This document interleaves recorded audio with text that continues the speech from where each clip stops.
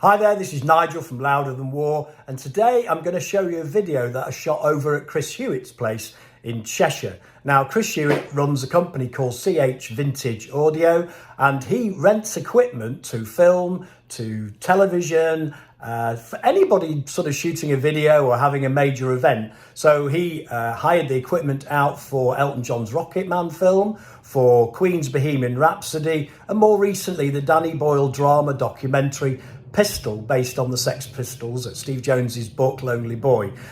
He's got so much equipment, it's untrue. He's got stuff from Abbey Road, he's got stuff that was used by Led Zeppelin, by Emerson, Lake and Palmer, by so many people back in the day, even Bowie and Hooky from New Order. So sit back, relax, enjoy the video. Please smash the likes, subscribe to the channel. I'll see you in a bit. Thanks.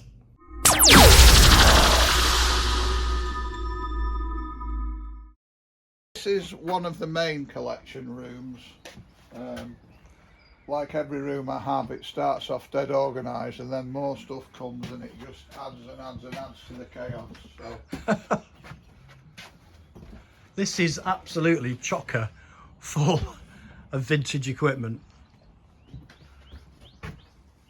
What's with the Bowie cases?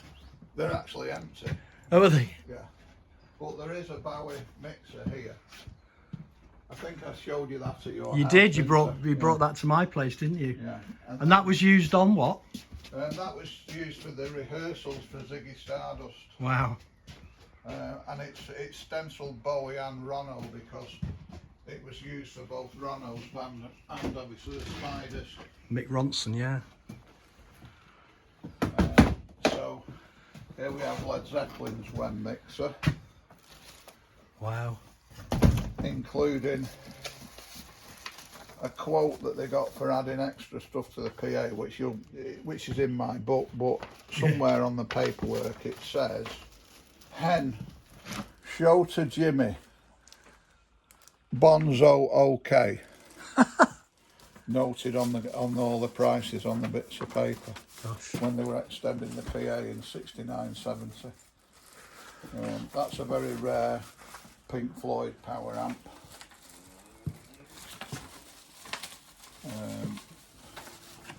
That's all Pink Floyd, that's Pink Floyd, that's Pink Floyd.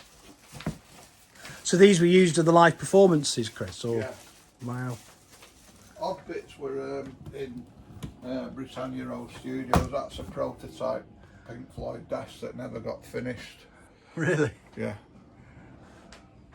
This was Richard Wright's, this Kurtzville. Do you think he played it on anything famous? Yeah, it was on the, it'll come back to me, Endless River. It was definitely. Really? I think it was used on Endless River. Yeah. A more recent one then. Yeah. Oh, some of the sounds in it go back to Pulse, I think, actually. Right. It's loaded with sounds. There's Frank Zappa signed check. Why have you got a Frank Zappa signed check? Well, why not? Exactly. Someone might ring me up and say, "Have you got a Frank Zappa signed check?" And I can say, "Well, actually, I have."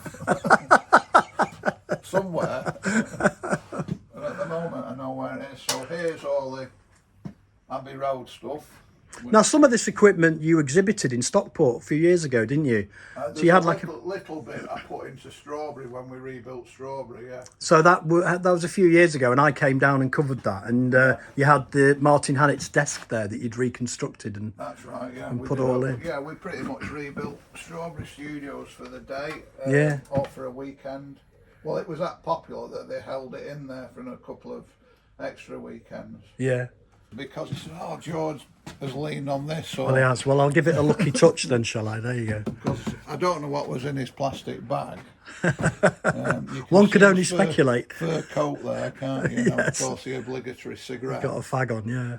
Yeah. Which is, when I go to buy some of this gear, you actually still smell that sort of. The cigarette like smoke. if I load the van up with a load of vintage gear and take it somewhere, when you open the back doors, it smells of nicotine and beer and gigs because Yeah. The actual cabinets do.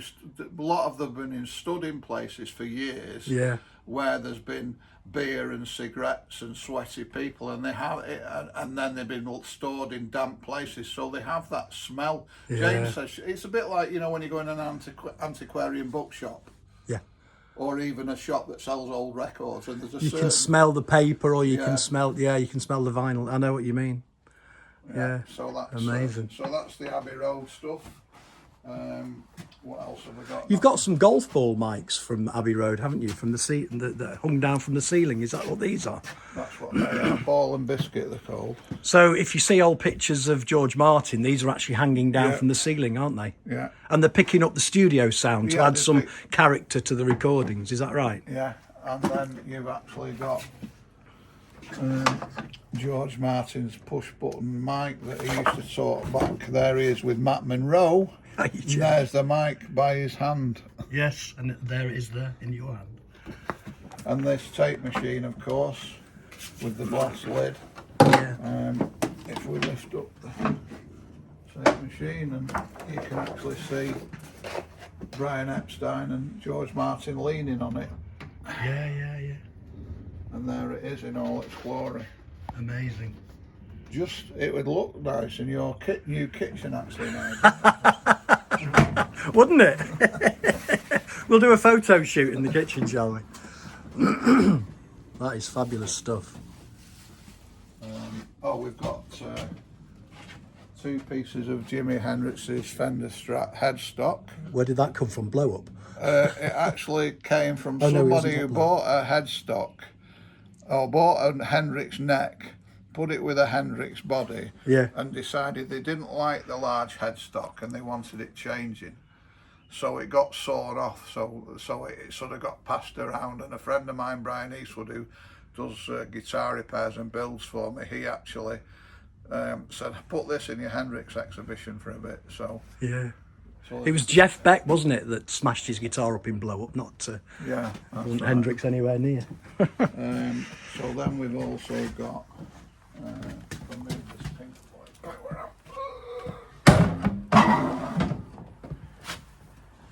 Pink Floyd DS's out of the studio.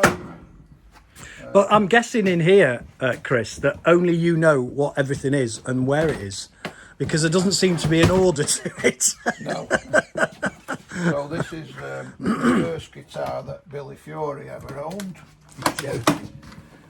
And there he is with it. Amazing.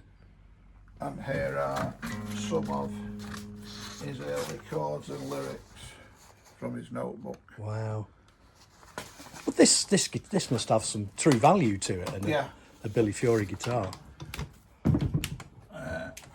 And where'd you pick up a thing like that? Do you buy them at auctions or private sales or what? Came from his family, actually. Oh, really? Then we'll go to this one. You might recognise this in a minute.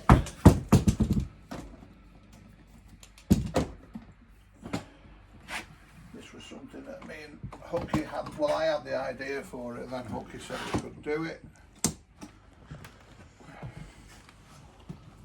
Oh, wow. Doesn't like them. Hooky does like them. So this actual maple on the fingerboard of the neck is actually the Hacienda dance floor. Is it really? And that's a piece of the Hacienda bar top. And that's a piece of the steps of the Hacienda. Gosh. So that was custom made? Yeah, we did about 6 or 7 of them. One Mad New Order fan in America bought. And the headstock is the same shape as the dance floor. Yes, yeah. Because didn't they do trainers in a box that was that shape? They did, and there was an exhibition at the Richard Goodall Gallery in the Northern Quarter. That's right. And they had all of the sort of the clothing and the trainers all in there, and they had an Ideal for Living, which was owned by, I think it was Peter Hook, that was on the wall for sale for £3,000. And then we have this is a replica, but very nice.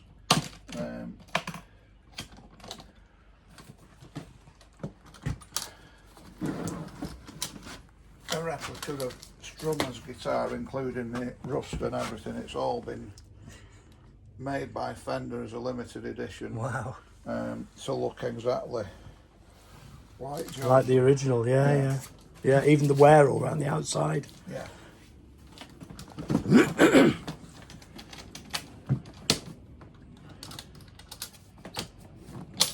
then we've got we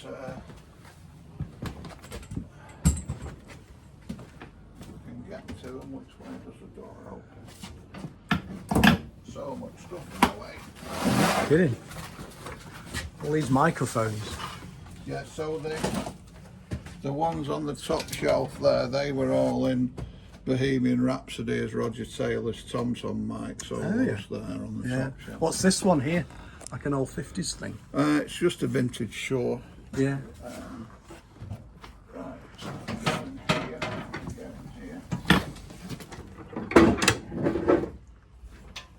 So we've got the Pink Floyd at Pompeii Sennheiser. Wow. How can I get round to get Property of Peter Watts. It was Floyd's Roadie during the Pompeii era. Wow. And then we've got... Were these the vocal mics then? And that's one of the Abbey Road Apple Studios Get Back. You'll see that hanging above the Beatles in the Get Back film. Wow. Along, of course, with these 4 grey monitor cabinets that were in the film.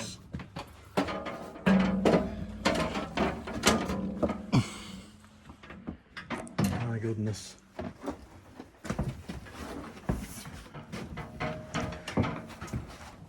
Sometimes I forget what I've got.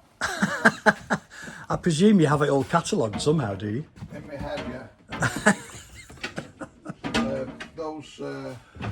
All that Sims Watt stuff there was used for the recreation of the Spiders at Hammersmith. You know, the last gig of the 1973 Spiders tour at Hammersmith. Because was that recreated for Pistol, Chris? Yeah. So those are all the cabinets over there. Yeah. Is that because they were showing that the band went to see Bowie? Is that what it was? Yeah. They went to see Bowie and stole some of the microphones and drum bits, I think. Right. When they were called the Strand or something like that at that point, I think. Right. It was just, I think it was just Cook and Jones at that point, wasn't it? Right. They had Before they got going. room near Hammersmith. So. What's this poster, Chris?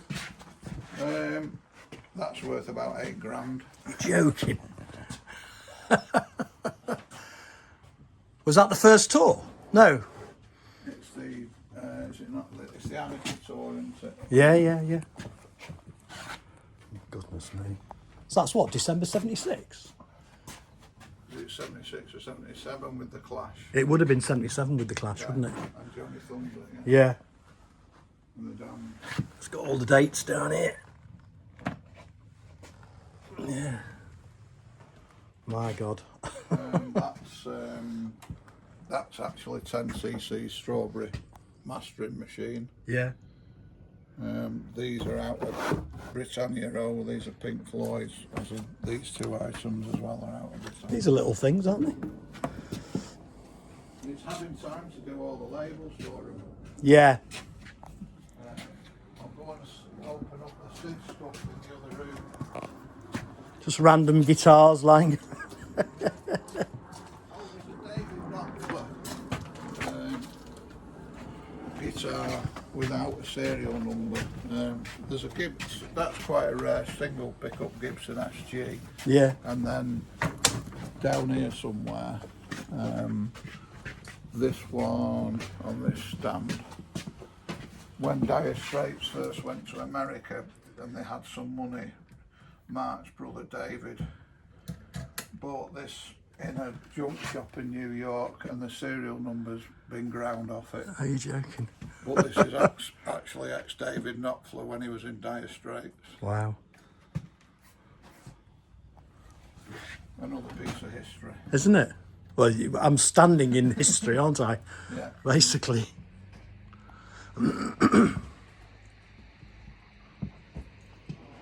Racks and racks of it. What's this weird guitar down here? Which one was that one? This bendy orange thing. That's a guitar, George Borowski guitar. Oh, is it? We were just talking about them, weren't Yes, yes. Wow.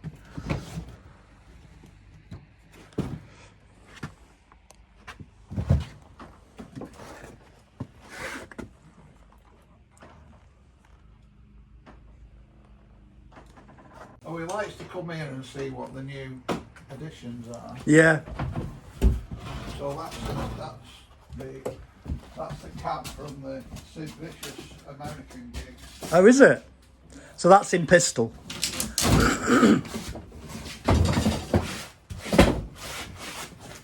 Are you looking like a proper roadie there, Chris?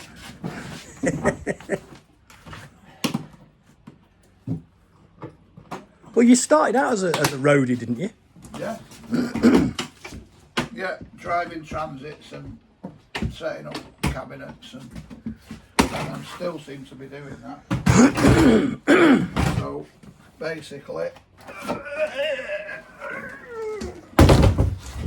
when you see the Pistols film, that's what you'll see for Sid Vicious in America. Incredible. This is his bass cabinet. Yeah. Wow. Who did you roadie for? Motorhead, Ian Jory, Henry McCulloch from Wings and the Grease Band. Didn't you lend Lemmy £5 to get a sandwich or something? Yeah, I rescued Lemmy in a van like that from Knutsford Services, just down there, just across the fields, yeah. Rescued him, put some oil in his van, and we got in my van because the heater didn't work in their van. To do Wigan Casino and the Electric Circus. So the Duck Brothers, that's Eric Clapton and Albert Lee. Oh, you're joking. Because they had a record label called Duck Brothers Record. You know how Eric never wanted to be Eric Clapton? Oh, right. That's So why he him was and Derek and the Dominoes. Yeah, and then he became, with Albert Lee, they became the Duck Brothers Oh, is that right? for a while. So all the gear was stenciled up with Duck Brothers. With an old London phone number on it. Yeah. What's all of that in the back? That's all sort of PA gear, a lot of the Pompeii stuff and other bits and pieces. This is the Pink Floyd at Pompeii. Yeah, and the two red dishes, of course. Oh, those are the parabolic dishes that we saw in your book. Yeah. Yeah. They were out the other day for the Granada film. Well, you had all those out when the Australian Pink Floyd came over, that's right, isn't it?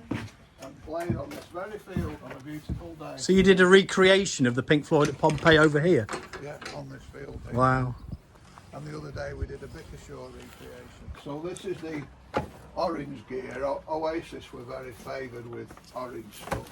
Yeah. A lot of guitarists love orange gear. I remember seeing Camel on Old Grey Whistle Test using a lot of orange stuff as well. And the acoustic stuff that we had in there, that back onto this wall, that was always used on Whistle Test. A lot of the American bands used to use acoustic gear. Yeah. So here we've got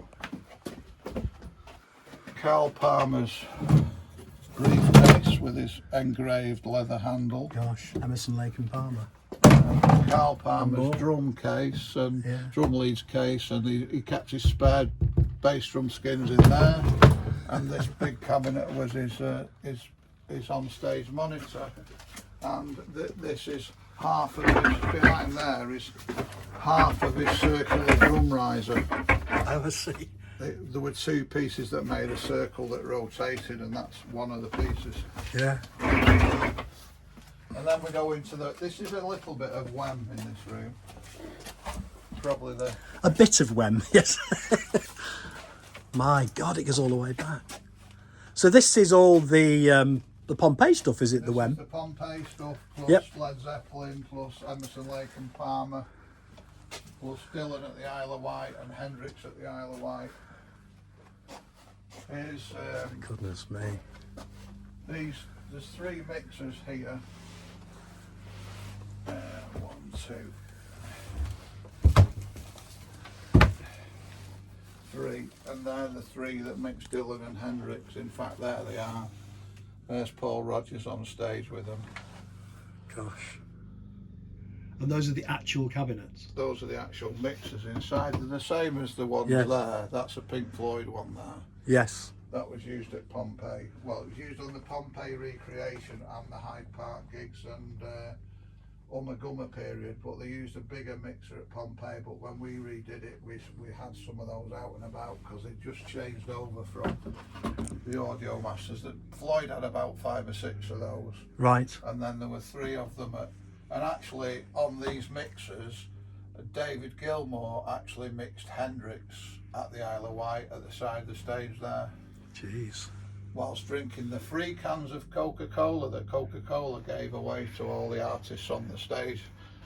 Early product placement, 1970.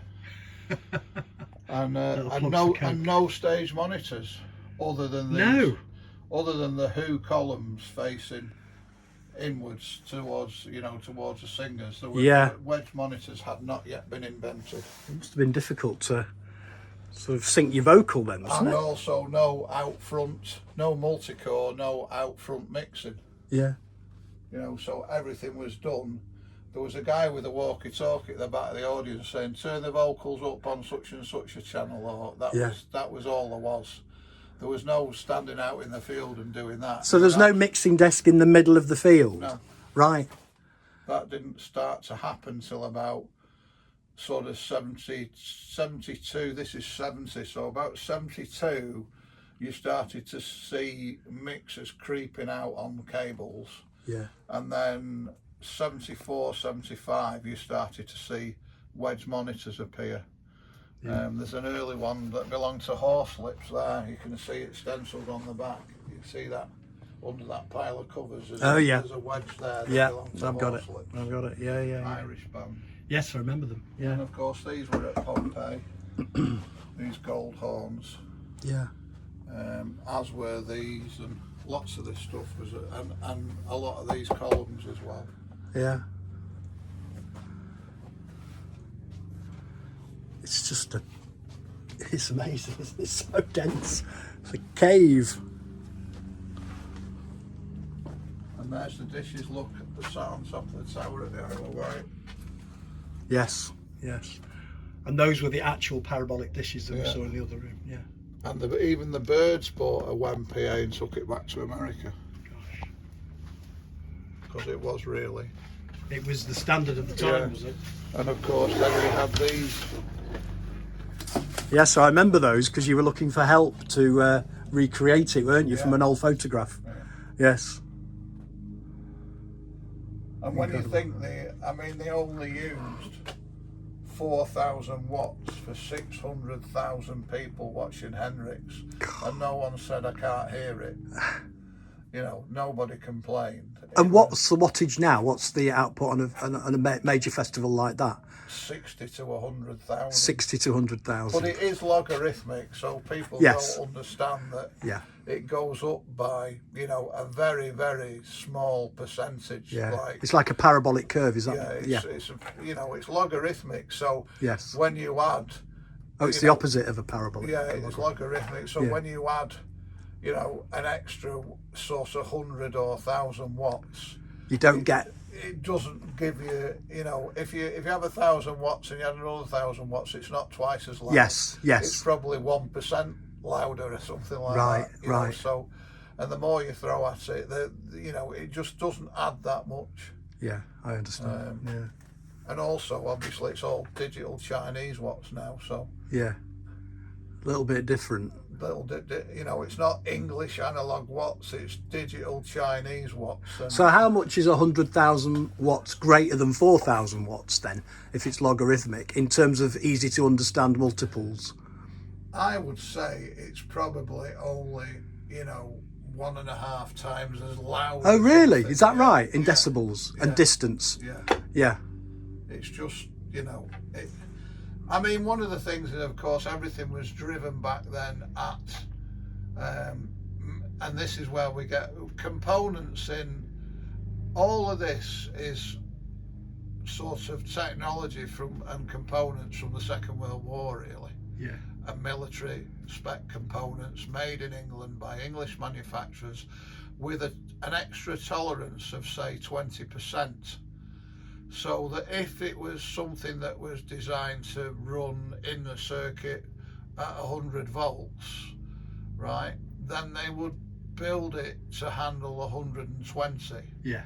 There would always be an extra 20% tolerance. Yeah. What the Chinese do is, if it's built to handle 100, then they'll make it so it just about handles 99 before it blows up. So of course there's no tolerance, so it just blows. Yeah. Yeah.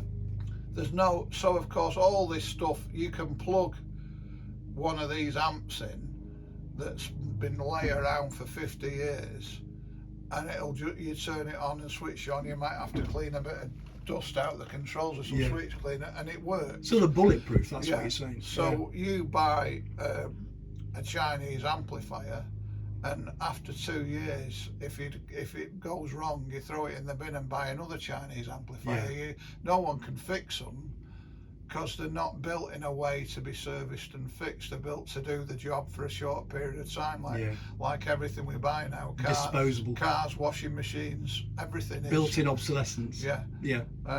Whereas this stuff was all built from military grade components, and therefore, you know, is repairable while there are still people around who know how to fix it. Yeah. Well, we're not talking valves here, are we? Talking transistors. Well, yeah, but even, you know, I mean, Watkins did valve guitar amps. Obviously, there were valve power amps, but you couldn't actually get a valve amp to the weight of a valve amp to do PA, to get high power valve amps. Some of the reggae people still use big monster valve amps. Well, because the warmer is it? Yeah. Well, like that one that we just played the Abbey Road stuff on. I mean, you come to pick that up. It's heavy, right? Yeah. Whereas you can get a transistor. I mean, and these Charlie Watkins system was to get. So there would have been 40 of these at the Isle of Wight. Gee. Right? Yep. These Wemp slaves. There'd be 40 of these running 80 speakers, because every amp ran 2 speakers. Yes. And you just daisy chain them up. Yeah.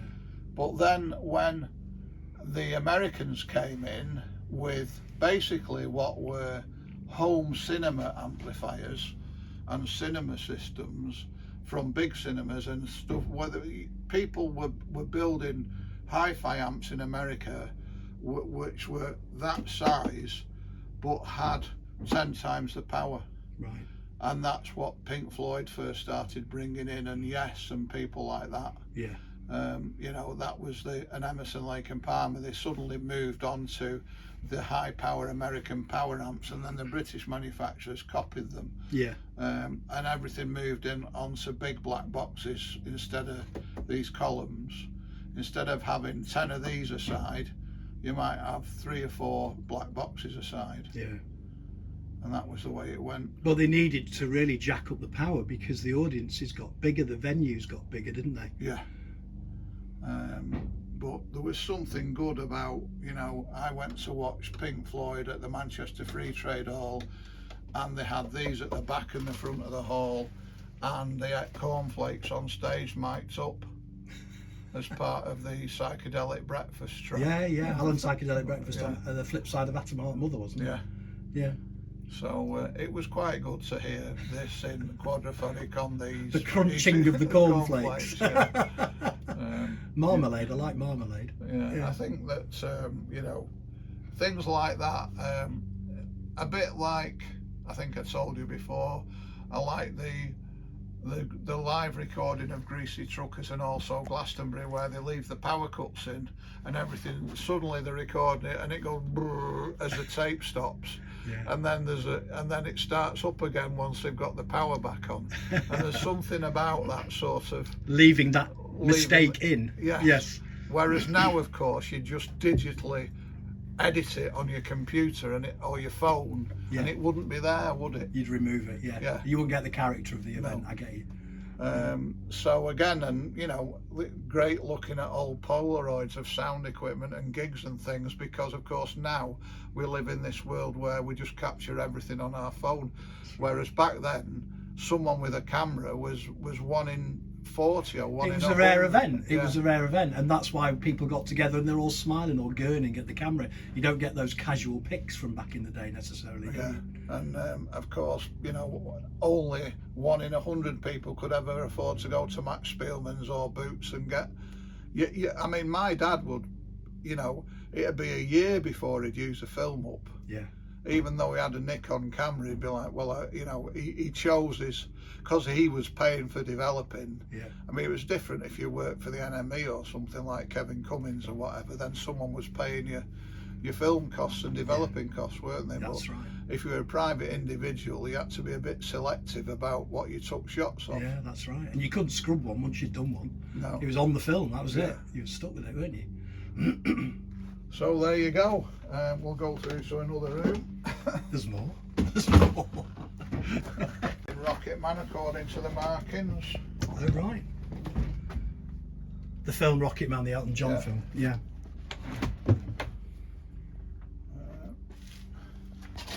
Can we get through here?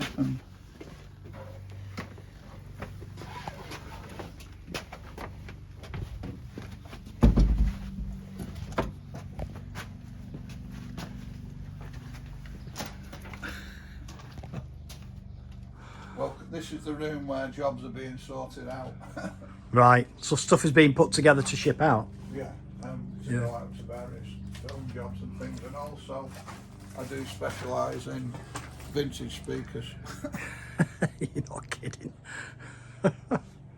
If someone says, have you got, and here's the famous moped we borrowed from Mick Middles. Oh, for the recreation of the Bickershaw? Yeah. Yes, for the ITV story. Yeah. Has that been aired? Did I miss that?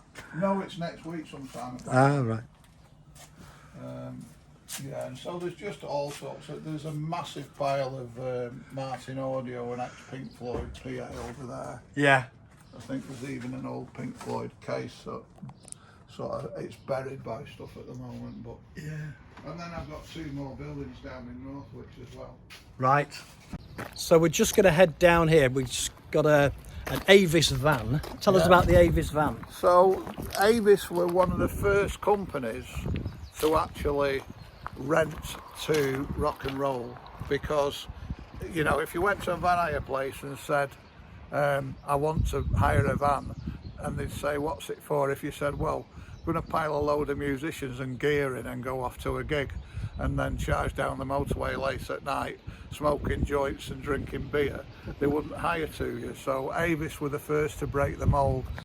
The Avis marketing tool aimed at bands. Oh, I see. From the small Transit to the 40-foot Arctics, we supply to Pink Floyd, yes, and Emerson, Lake and Palmer for their European tours. So join Roxy Music that faces status quo and many of the other bands who rent boxes from Avis. So where would you see this advert then, Chris? In an industry magazine or something, or the NME, or what would it be? I think it was in Melody Maker and NME. NME, yeah.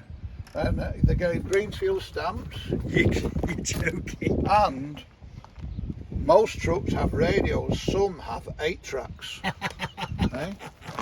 And you're going to show us the 8-track in your vehicle now, aren't you? I am, yeah. When you came to my place, you were playing Pink Floyd's Dark Side of the Moon, weren't you? Yeah, I think it's still in there. Oh, really? And we've got some Pink Floyd gear in the back, of course. We've got to have the obligatory Pink Floyd case. Yeah, to carry around. Kudos.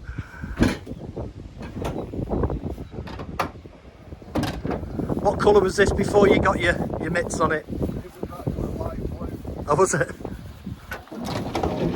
With the rock and roll seating area in the back. Oh, right. So, Aircraft seats. oh, are they? That's what all bands had in the back. That was the, when you made it, you know, you had a Transit with aircraft seats.